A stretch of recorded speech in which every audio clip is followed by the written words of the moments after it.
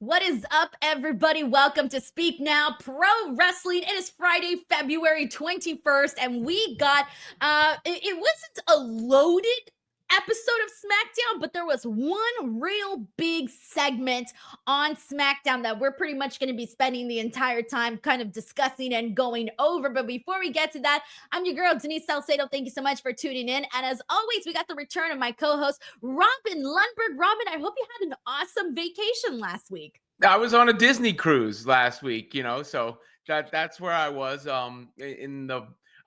were in the Bahamas or something, but I was gonna say you have the post-vacation glow. Oh yeah, it was nice. It's rare in what we do, Denise. I had gone, a year straight, 7 days a week, so it was nice to get away for a little bit.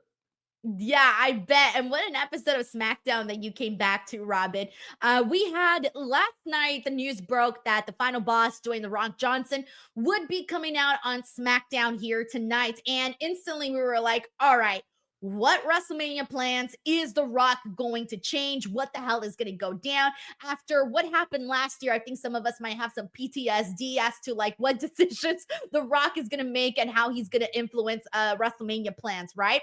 And today he came out and quickly at the top of the show, he learns that he was going to be calling out Cody Rhodes. Cody Rhodes was originally supposed to be in that main event match, that 3-on-3 match that eventually turned into a tag team match because The Rock basically took him out of the match. And he said, hey man, Nick Aldis told him, like, The Rock wants to see you out there. And so we knew from the very beginning that we were going to get a Rock Cody Rhodes segment. And mind you, we had been speculating whether or not this match was going to happen between The Rock and Cody Rhodes. There's still left so many unanswered questions as to what the hell is going on with them.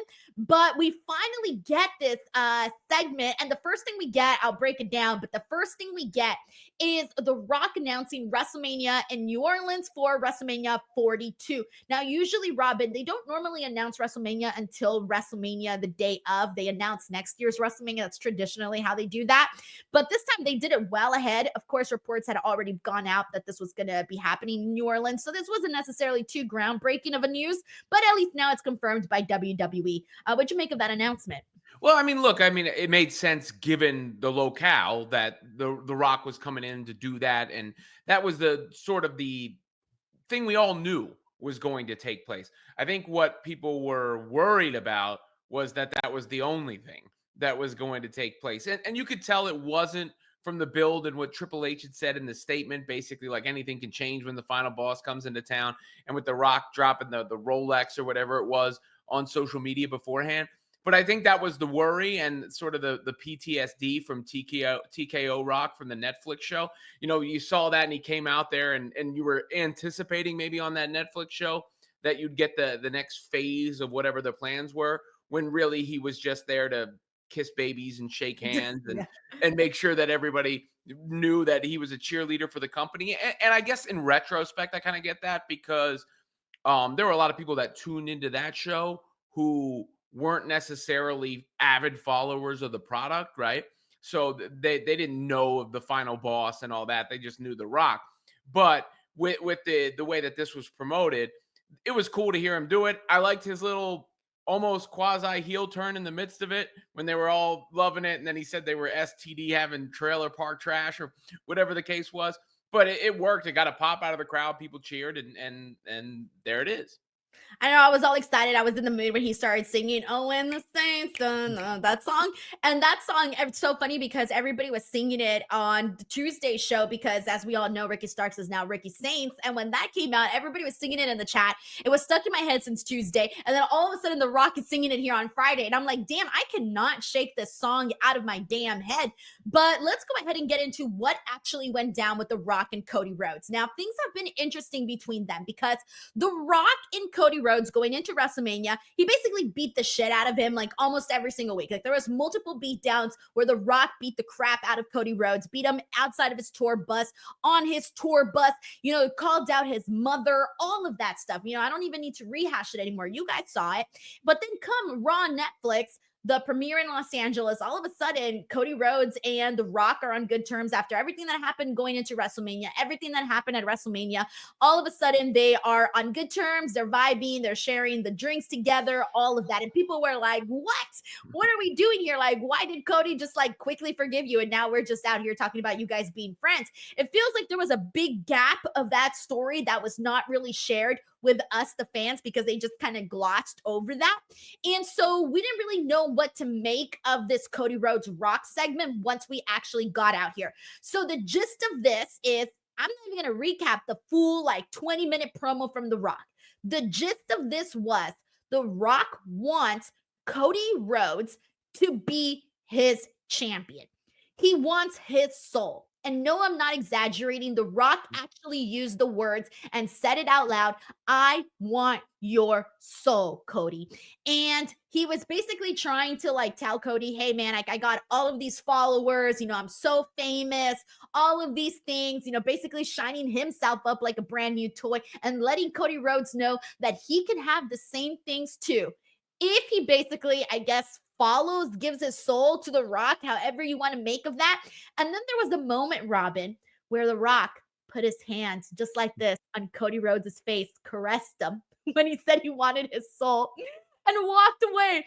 And Cody's just there like, I don't know if he's confused. Is he pondering? Is he maybe infatuated by the idea of following in The Rock's footsteps in that way? I don't know. But a lot of people were sort of confused coming out of this, Robin. What did you make of this segment and what went down with The Rock and Cody?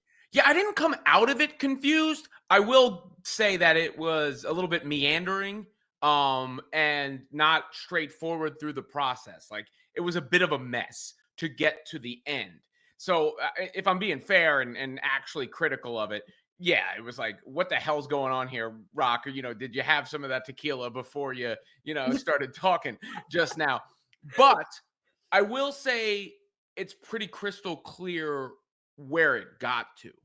I'm not confused at the end. And I think where they got to leaves a ton of possibilities. I mean, basically, you're looking at, is it going to be corporate Cody? That's kind of the invitation. It's, in this case, The Rock is playing the Mr. McMahon role that we saw in the past. Remember when Stone Cold aligned with Mr. McMahon back in the day? So I think that's sort of the positioning here. And they did it nicely at the very top of the show. I mean, I feel like between the very top of the show and this segment, wasn't great, but that very top of the show, when Nick Aldis goes, sorry, it's out of my hands, the match is off, the final boss has weighed in, it shows you the weight and gravity that The Rock has. And that's where The Rock started the promo, basically, once he got there, to say, hey, I'm the most powerful man in this business. Then there was a lot of like trying to kind of make up for what happened with Netflix and get to the end point. But that's where we left with, and that's where we are. And I think there are just so many different ways you can go from there, which ultimately makes it worth it to me, even if it was a little confusing in the process. Because, okay, are we going to get a corporate Cody, which would be a hell of a heel turn after. I think I would hate it, Robin. I don't think I'm ready for a Cody heel turn. Which might be good. Was several months ago. Several months ago, I thought I was. Now I'm not so sure. Which might make it good. And then if it is a corporate Cody, who is the person who takes on the corporate Cody? Is it CM Punk as the face in that matchup? Redeeming the Rock, getting him that main event in a way. And then if Cody turns down the offer, what happens then? Are one of the other people, are they going to step into the corporate role? Could it be Punk? Could it be John Cena in his final, turning heel, aligning with The Rock? I would hate that too. I feel like John Cena needs to be babyface this whole time. It's his last year in the company. I don't want to see corporate John Cena. I just want to get the greatest hits. Or do we get The Rock and Cody? Or, is Roman Reigns involved somehow? I think we're probably past the idea of Roman and Rock with this tonight. But I do believe it makes Elimination Chamber a must-see PLE. And it does make the build to WrestleMania more exciting and the potential for WrestleMania more exciting, which is really the point. So the route to get there, they chose the alternate route. You avoided the tolls. It didn't make a lot of sense to get there. but it arrived at the destination. And I think that's the most important thing. Yeah, I think so too. And sorry, guys, I'm just trying to make sure that I'm keeping up with this press conference to see if there's anything new that arises out of that. So I got that playing in the background just in case any news breaks. We will let you guys know in case anything crazy actually happens here. But it might just be some way to just promote WrestleMania in New Orleans, since that's the thing that was announced. All right, so we were breaking down this Cody Rock situation. Robin, I was looking at this and I was going just like, all right, because here's the two options, right? One is Cody Rhodes buys into this, right? He buys into what The Rock is selling him, right? He decides, hey, you know what? All of those things are intriguing to me. This isn't good enough for me. Being WWE champion, apparently not good enough. Already being a millionaire myself, not good enough. I can get more and more and more and more, right? And that would be with The Rock. And so he could buy into that. He could decide that we could all of a sudden see corporate Cody, and we can see him, sort of go in that direction, right? Or the other thing, which is I think the thing that I want to see most, is I kind of wanted to see him tell The Rock, you know what? Screw you. Get out of my damn face. I don't want any of this, because you know what? You're making it seem like what I'm doing is not enough. I am the face of WWE. I am the undisputed champion. I am at the top of this mountain. I represent this company, these fans, these people, get really into that whole WWE universe, WWE superstars crap, all of that. Really, really get into that. And to me, I almost want to see that, and then see him go against The Rock in that way, where we finally work our way there. Maybe again, The Rock gives him a hard time. Maybe The Rock makes it really impossible for him, makes things even more difficult for him, because usually we see those situations, right, Robin? Like in real life situations, if someone, I mean, God, this is probably not the best example, but if someone who's in the position of power and authority is trying to get something out of you and you're not giving it to them, what usually happens in that scenario? They try to make your life a living hell, right? And so I can see that playing a part into the story that we could tell. And last year, Cody had all this, the famous word that everybody was using, adversity, right? He needed more adversity, and he finally got it all of last year. What if that's like the story leading up to finally us getting Cody versus The Rock, where it was like The Rock tried to buy his soul, Cody said F no, and hey, now all of a sudden we're working our way into Cody versus The Rock. Well, that ties into last year, right? Because Rock referenced it even in the promo a little bit. Cody was like, nah, I'm not just giving in to your whims and your, coming in and deciding to mess up the WrestleMania plans. I won the Royal Rumble. That's where the We Want Cody movement started. And it could be a continuation of that. Like, Rock, you're trying to do it to me again this year, Bigfoot me, come in and stomp on everything. I earned this. I finished my story. I'm the hell, I'm the people's champion, right? And you could see that rebel nature in Kobe and continue the babyface. And I think that's probably more likely. So if that does indeed happen, then what happens? Does that mean we're setting up The Rock and Cody at WrestleMania? Or is someone stepping in to that corporate champion role? Because that, I think, is the other possibility. There is, okay, if it's not going to be Cody, I'm choosing this person to go against Cody. What if it's Roman? What if Roman plays the part of this corporate role? Only to then eventually turn on The Rock. Yeah. I think it's more likely Roman comes out and interrupts it rather than that, just because we're from what we saw from Roman in the tribal chief role, and he's supposed to be ahead of The Rock. I mean, The Rock acknowledged his tribal chief last year, to this babyface version of Roman. I don't know if it makes so much sense for him. I think it would be one of the other people in the chamber match, the winner of the chamber match. And I don't know who the best candidate for that exactly is. Or again, I think the corporate Cody thing that would piss a lot of people off. It would piss I don't know if the time is right. I don't know if he's stale. He's still popped. You heard the crowd. My kids still pop for him. So maybe it is too early, but damn would it get a reaction. So I guess that's where I'm at. I'm like, I want to see what the hell happens here. Okay, so do you prefer to see Cody align himself with The Rock and then eventually tell that story of Cody versus The Rock? Or do you want to see Cody just be like put off by The Rock from the very beginning and just continue to tell that story as we eventually get to Cody versus Rock? I think if if it's going to be Cody versus Rock, I mean, The Rock does not have that many chances left. I mean, unless we're doing a build to SummerSlam or something. I don't know when his next movie schedule. This Scorsese movie probably doesn't shoot for a while. I don't know if you saw that he was cast in a Martin. I did see that. Yeah, I did see that. Yeah, probably the most serious role he's ever going to have as far like an acting chops role. So it's hard to tell because it does seem like they move on The Rock's schedule. From all indications of what happened here is The Rock basically decided to get himself back involved like yesterday, and then things changed today.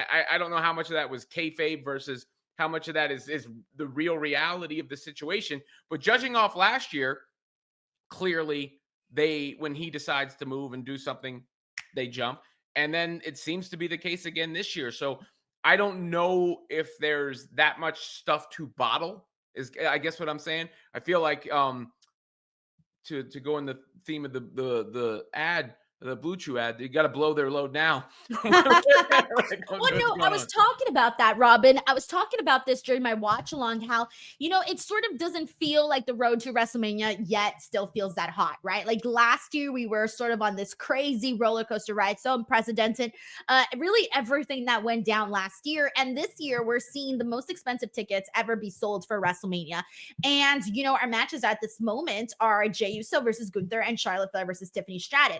Do either of those matches justify paying thousands of dollars to be at WrestleMania?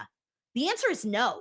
And we're not there yet. And of course, we still got several weeks. We got the Elimination Chamber, which is coming up, which is going to be, we're assuming going to be the match that decides who clearly Cody Rhodes will be facing at WrestleMania, unless The Rock comes in there and makes some changes about that.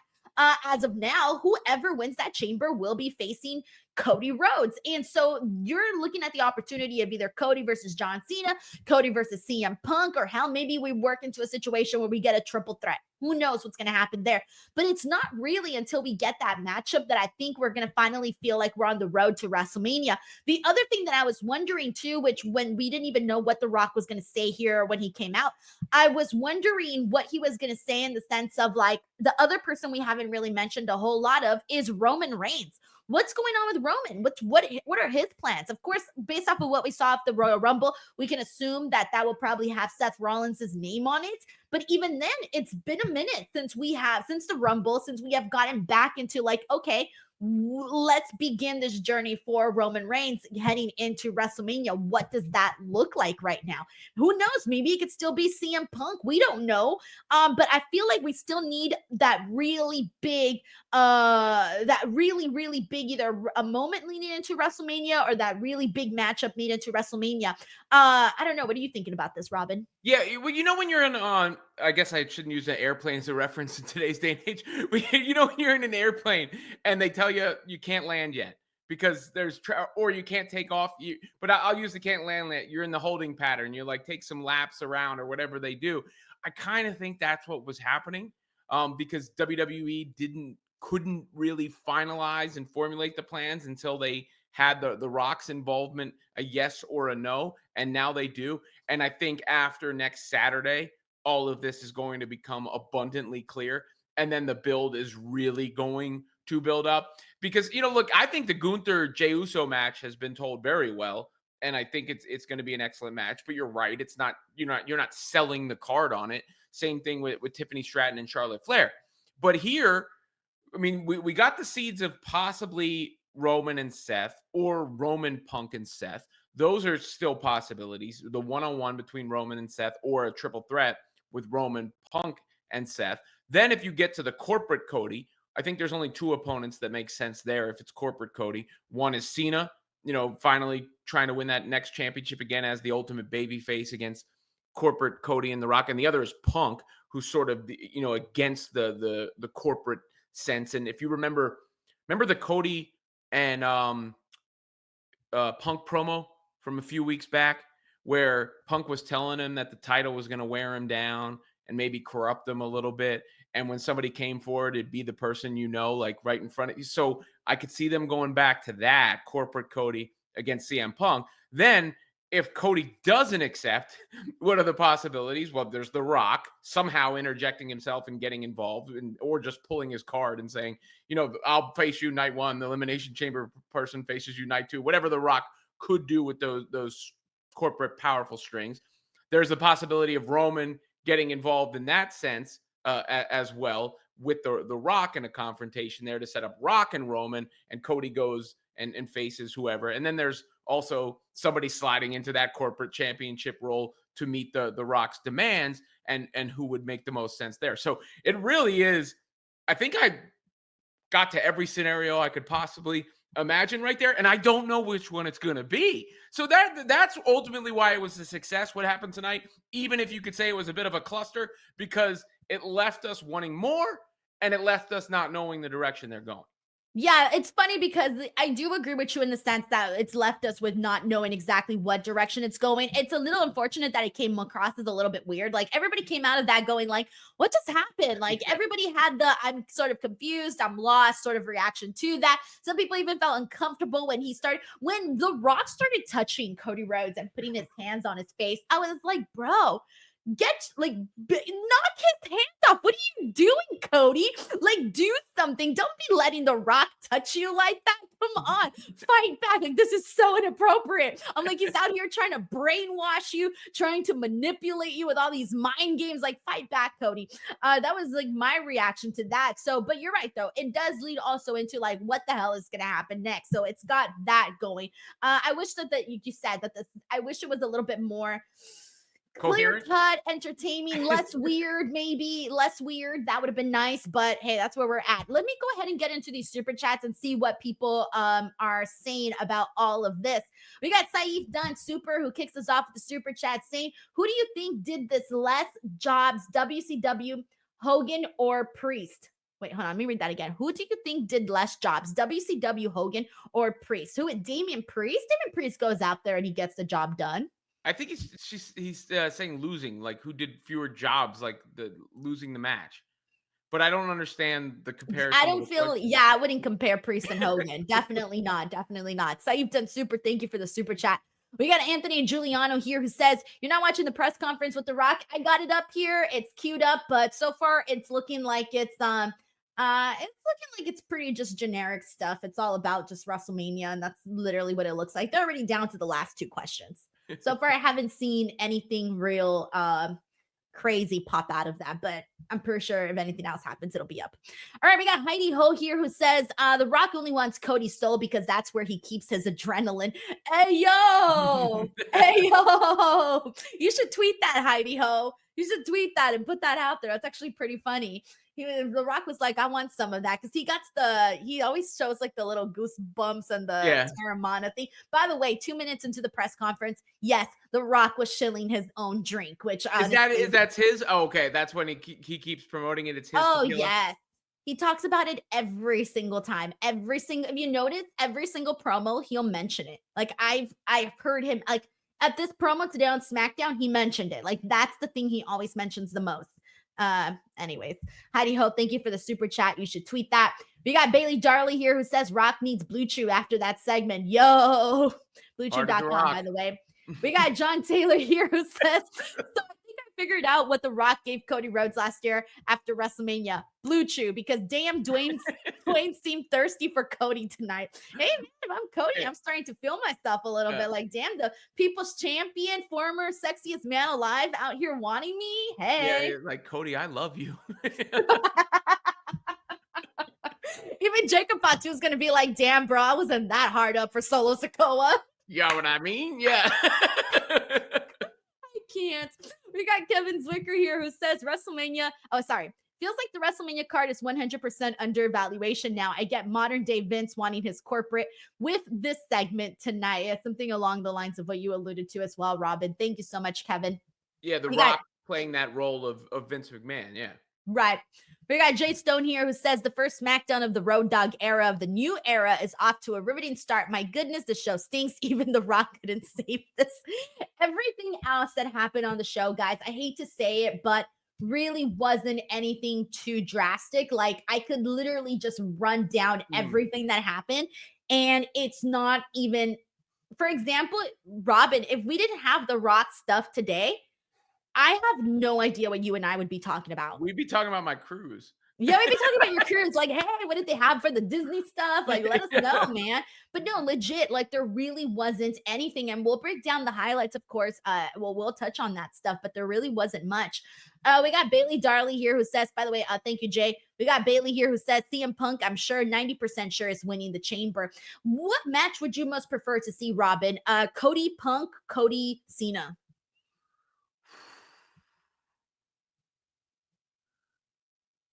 If Cody says yes, then Cody Punk for sure. Same. If Cody says no, I guess then Cody Cena, but I don't know if it makes sense if Cody says I really don't know where they're going, Denise. See, you are confused. You came in here and you were like, I'm not confused. You are. Everyone's confused. I wasn't confused by the point by the end. I was confused by what the hell The Rock was saying in the process of getting to the point, and I'm confused as to where they're going from the point. But I got the point, which is he wants him to be corporate Cody, and he's playing the role of, the Mr. McMahon, Mr. TKO, the final boss, The Rock. So that part I got. But yeah, I really don't know. I mean, I liked Cody and Cena originally before this was thrown in there, just like who you're rooting for, who's going to do what, and would Cena get the win and the ultimate baby faces and everything. But I don't know how much sense that makes with this wrinkle, unless it's corporate Cody again. I mean, for me, if it's corporate Cody, it's got to be Cena or it's got to be Punk. And I think Punk makes actually the most sense against a corporate Cody. If it's non-corporate Cody, I kind of want it to be The Rock then. Right, exactly. Yeah. But then it's like, okay, like The Rock's not in the Elimination Chamber, so that's not going to be an option. Like whoever's winning the Elimination Chamber is getting that match. To me, I think the most intriguing option is Cody and CM Punk. I'm okay with Cody and John Cena. I'm perfectly fine with it. But if you're gonna ask me, hey Denise, what's gonna tickle your pickle? It's definitely Cody versus CM Punk. But that's where I'm at. I don't know if I've ever heard that phrase before, but. You're the second person who's told me that. And that is totally a phrase, tickle my pickle. I mean, yeah, I mean, I can use that phrase, and you're the second person who told me you've never heard that. Well, I've never heard it. I mean, I sort of see where its formation could come from. There's memes about it too, and little cards. Like you could send somebody a birthday card that says, I'd like to tickle your pickle.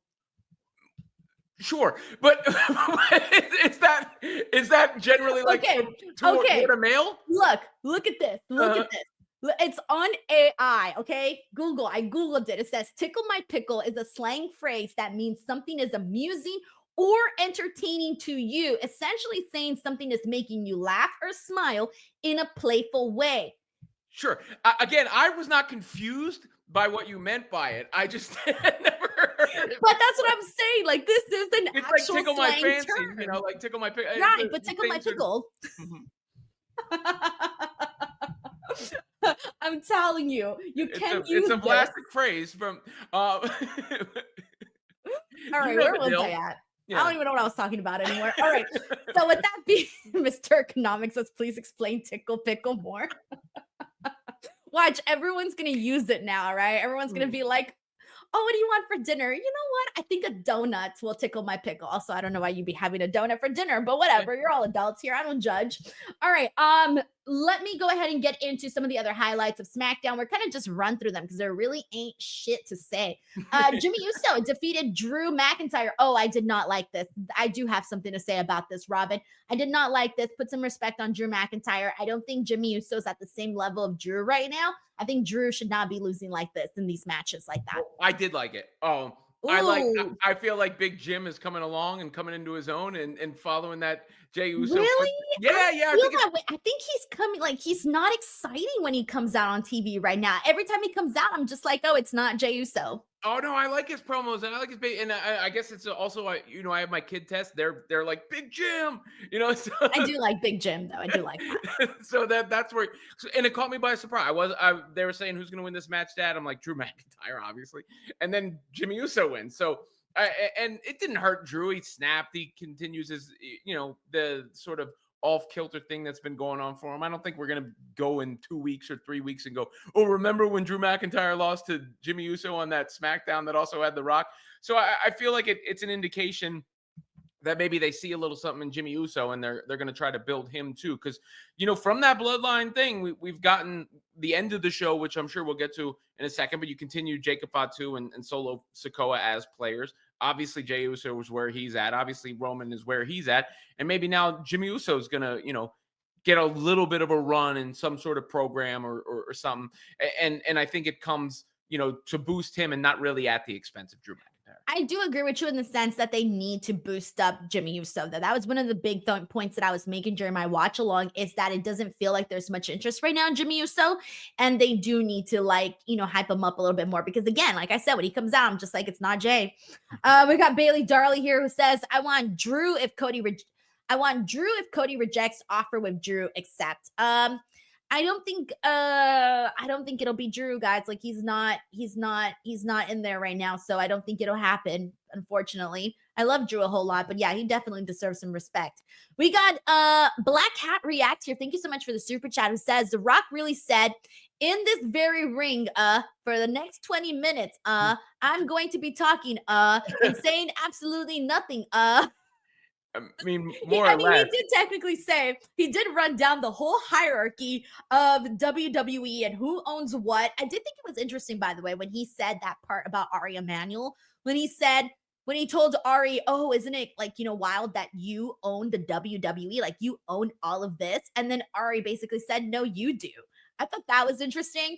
And then him putting over how many Instagram followers he has. I'm like, all right, cool.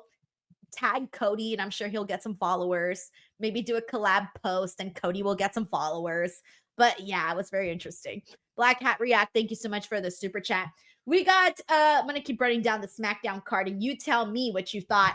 The Miz and Carmelo Hayes defeated LA Knight and R-Truth.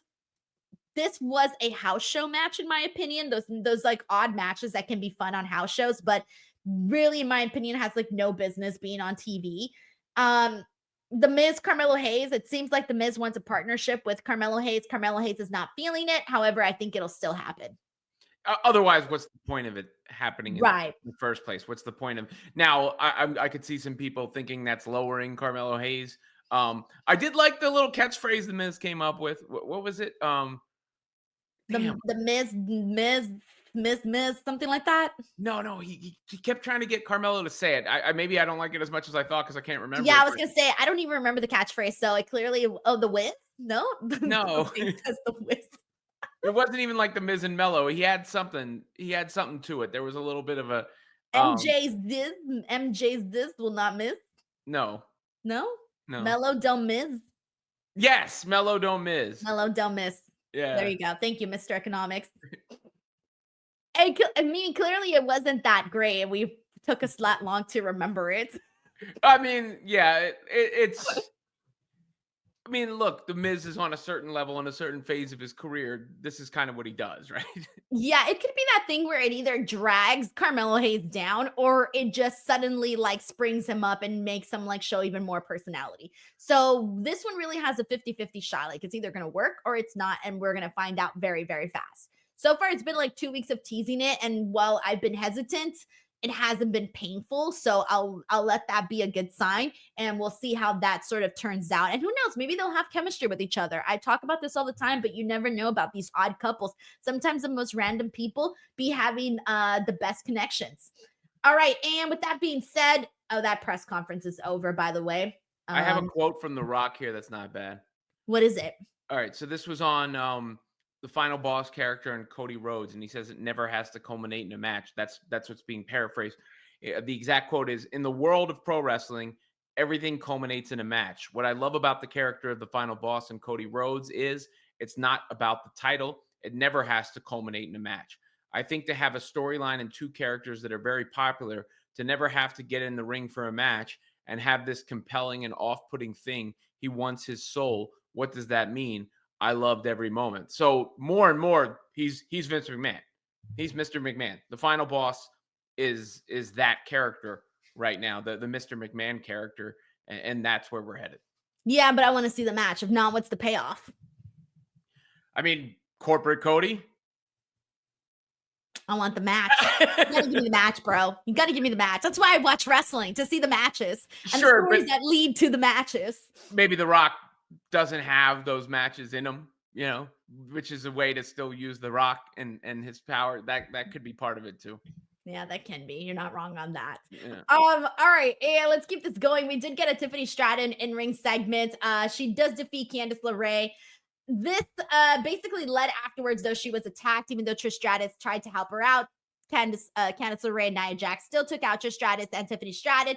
And then afterwards, Charlotte Flair just goes and basically like stands above her and kicks her heels to kick her dust on Tiffany Stratton.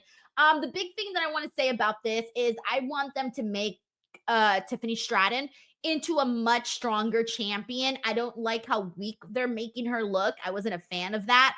I want them to sort of strengthen her up and really build her up a little bit more, because I was talking about this in my watch along, but I have a vision of what Tiffany Stratton can be. And I feel like right now, everything that I have sort of thought was going to happen with Tiffany Stratton has not happened. And I don't know how I'm crazy. I'm not crazy about that.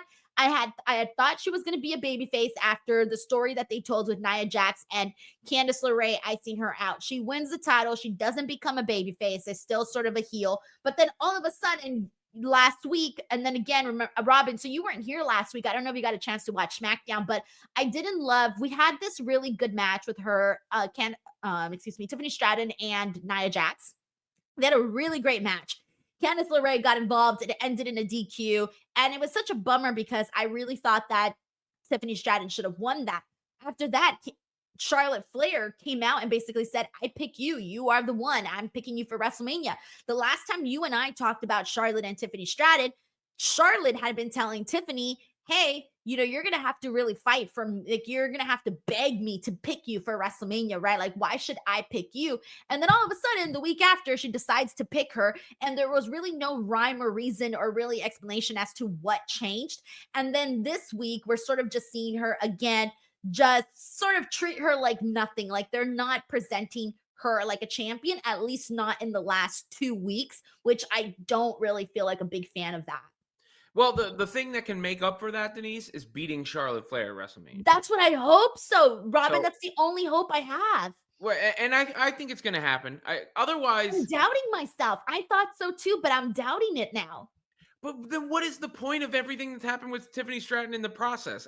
To me, you're throwing it in the garbage. So that would be legitimately a bad decision in my mind, and worth the outrage from the internet and the fans. Because it doesn't make any sense. It doesn't do anything for Charlotte at this point. It only serves to bury Tiffany. The only way I can see a Tiffany loss is if it's a series of matches. Then I could, all right, if she's going to wind up winning 2 out of 3 or whatever, fine.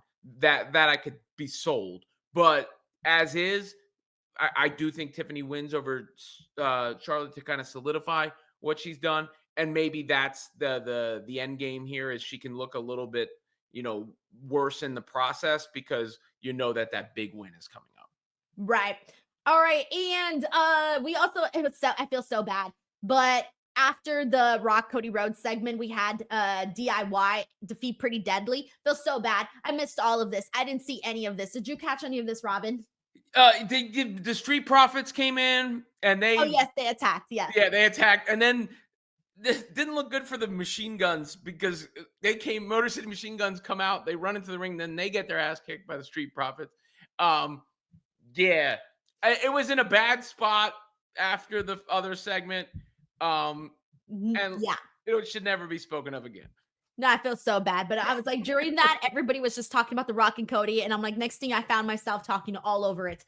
One thing I did not talk all over, because it's, even though we've seen this story play out a couple of times, it's still damn interesting. Sami Zayn and Kevin Owens, with this time Kevin Owens cutting a promo outside of Sami Zayn's home, and then reveals with his cell phone that Sami Zayn, he's literally watching him through the window with his wife and his child. And someone made a joke during our watch along stream that this was a really creepy episode of SmackDown after The Rock was touching Cody, and now Kevin Owens is watching Sami Zayn through the window with his family. That is super personal. I mean, Sami Zayn was barefoot in his basketball shorts, fuzzy hair. I mean, he kind of always has fuzzy hair, but still, that's a little personal, Well, I think that's kind of the point. They're personal friends. Yes. He has the personal relationship, and I liked it. I thought that it was a nice little touch to build the heat for their match or series of matches. This was good. I like this. I love the way they've been telling the story. It just keeps getting deeper and deeper, and they keep finding new ways to make it more personal. So I was a fan of how they showed Sami Zayn's vulnerability in this, and also showed Kevin Owens the lines that he's willing to cross. I thought that was very intriguing. All right, and last but not least, we had Braun Strowman and Damian Priest defeat Solo Sikoa and Jacob Fatu. A whole lot that kind of went down during this matchup here. What did you make of what you saw? And your thoughts on this? Damian Priest did get the win for his team, by the way. I do like how they're trying to, give Damian Priest a little bit more, considering he did have a backstage segment with Cody Rhodes, told him he respects him, but if he does win, he will come for his title. Damian Priest is in the Elimination Chamber match. Him having that moment with Cody last week as well as this week, and then him getting the win for the tag team match today. I thought those were all good things to kind of stock up him, give him a little bit of stock. And you got the Solo Jacob Fatu thing going on, which Yes. they've sort of Jacob Fatu has made it clear he's sort of taking the reins a bit, but it hasn't been that full on confrontation yet. Accidental kick at the end. In the process, giving a little bit storyline within the bloodline, perhaps setting up what their match is going to be, and then ultimately serving as I think the continued launch of Jacob Fatu into a more main event type of status. That's what I want to see. I feel like right now, I love the way that Jacob Fatu doesn't give a rat's ass about Solo Sikoa. Like, again, Solo Sikoa, that's 2 weeks in a row now, where he tells Jacob Fatu that he loves him, and Fatu is just not like reacting to that whatsoever. I love that because I feel like he finally lost respect for Solo Sikoa. I feel like he's finally seen Solo Sikoa for what he's been this whole time. And I feel like Jacob Fatu is seeing through that. And now he's reacting because he doesn't seem that convinced every time Solo comes in here and tries to be all chummy with him. Fatu's not buying into any of it. And that's what I like. And I think the people want to see Fatu just like completely break away from Solo, have them maybe feud, and just have, Fatu continue on the journey that he's on. At least I know that's what I want to see. So that's why I'm saying the people. I think that's where we're headed. I mean, that seems, Yeah. I don't know what happens with Solo Sikoa after that, but I do think that appears to be the direction we're going in. Wow. With that being said, that is our SmackDown post show for today. As always, thank you so much to everybody who hung out with us here, whether you watched the post show or you watched the watch along and the post show. Thank you so freaking much for that. Make sure you guys subscribe to the channel. Just to pass 200,000 subscribers. So thank you to everybody. Robin, what do you got going on? I know you're back from vacation, but what do you got going on? Yeah, go over and check out the YouTube, of course. Robin Lundberg show over there. Women's Fast Break on SI. I did the radio stuff, so I don't have that's already in the past. I'm not going to retroactively plug it. And Raj's channel. I like to plug Raj's channel, Raj-Talk on YouTube. And let me shout out Kevin Zwicker too, who super chatted in here. He has a channel called the Fast Count. Does a lot of wrestling related content. He follows me and he's followed me from the beginning. He used to say he would, when I used to be on the radio really early in the mornings, he would sneak, he would either set his alarm to get up early or sneak earbuds into class when I was in other time slots. So let me give him a shout out on this platform too, since it's the wrestling one. Hell yeah, that's really nice, man. Alrighty, everyone. With that being said, we'll catch you guys on the next one. Have a great weekend, everyone. Bye. Yeet.